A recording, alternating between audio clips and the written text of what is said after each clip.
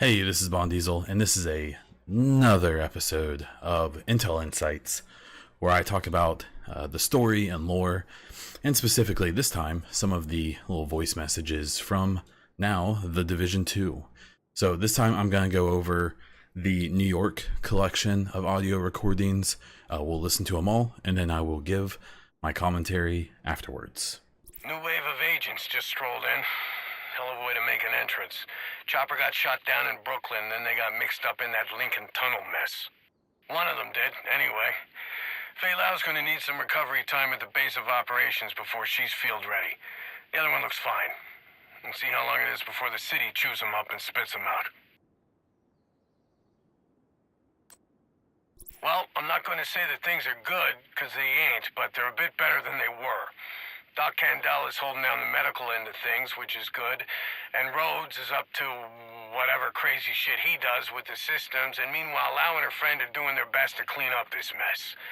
It's a big effort. It's going to take all of us, and a whole lot more besides, but for the first time in a long time, I think we got a shot. So those nut jobs in the hazmat suits who call themselves the cleaners, they had themselves a nasty shock the other day when we took out their boss, Joe Ferro. We were hoping they'd just sort of fall apart after that, but no such luck. They just sort of regrouped, each of them determined to carry on that lunatic Farrell's philosophy. Even worse, once he started running low on ingredients for napalm, they got creative with their chemistry set.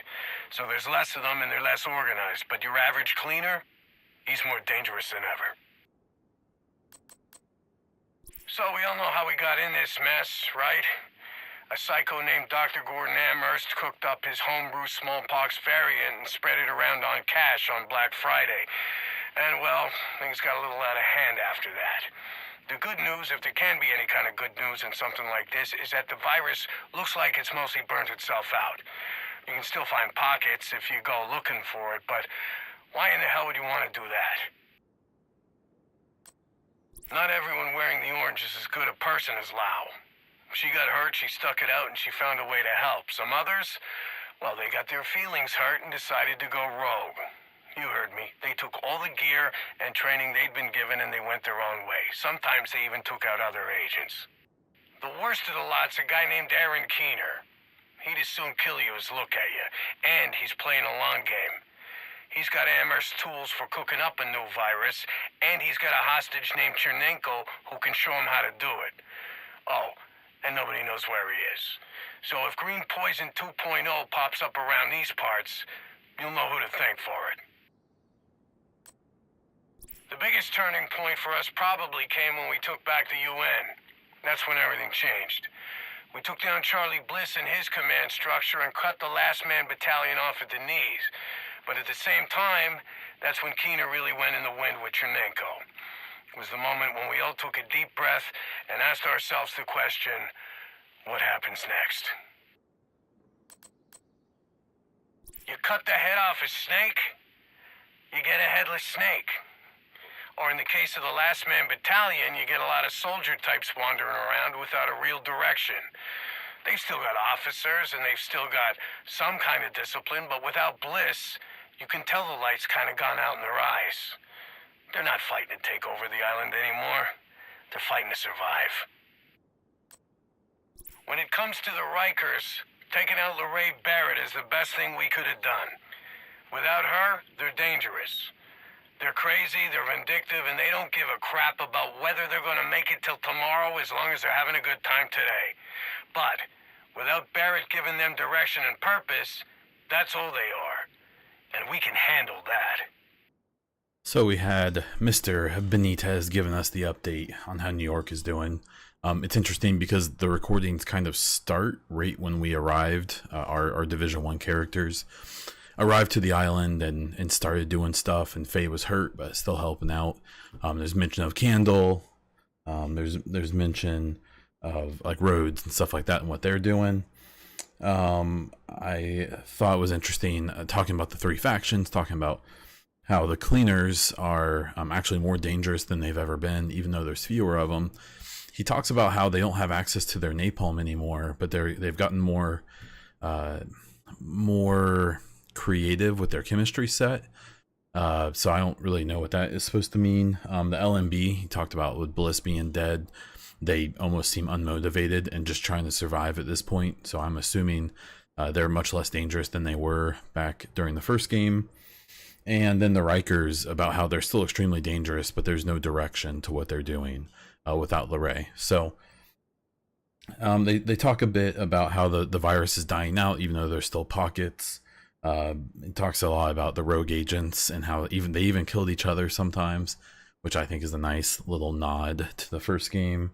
He talks obviously about Keener and how he has Amherst's tool and he has Chernenko, who has the ability. Obviously, we heard a little bit about that in my the first set for Division 2 that when we heard directly from Keener.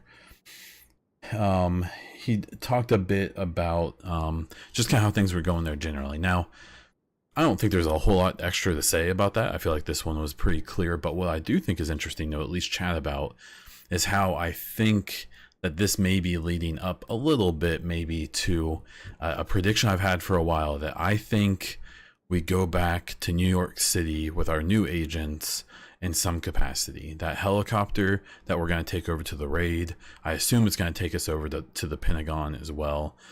I think, you know, like just dropping that hint about the cleaners and how they have new tools in their arsenal or whatever is, you know, what, you know, well, let us see it, you know, let's I feel like that's got to be some kind of hint or wink wink to, you know, well, when you get back there, you're going to see what we mean, kind of a thing. That's complete speculation. I see the value of having like expeditions or something in DC or in New York City. You know, maybe even having survival back there. That's, you know, some kind of changed mechanic, but similar location. But I think that potentially going back to New York City or even exploring other parts of the country should be one of those things that would be really, really cool if it happened, but that we shouldn't hold our breaths. But I still think that hearing some of this stuff from the old city certainly makes it enticing. And I sure would be curious to what a New York City 6 months later would look like in the summer. I assume that with the city a little bit more calm, that it'd be cleaned up a little bit. I feel like they would almost have to clean it up a lot to keep a lot of disease from spreading with all the bodies that were in the streets and stuff like that. So let's hope that maybe we get to see something one day, but realize that maybe we won't. But I don't know. I don't know anything. So yeah, so that's it for this one. A little bit shorter one this time. If you like the video and you want to see more, please subscribe to the channel, like the video, and drop a comment down below with your own thoughts. Bond Diesel is the username that you can find me on Twitch, where I stream multiple times a week, and you can find me on Twitter. If you want more Division 2 discussion and updates, you can check out my podcast, The Echo Cast, on iTunes, Anchor, Spotify, and a bunch of other platforms. And that's all I have this week. So until next time.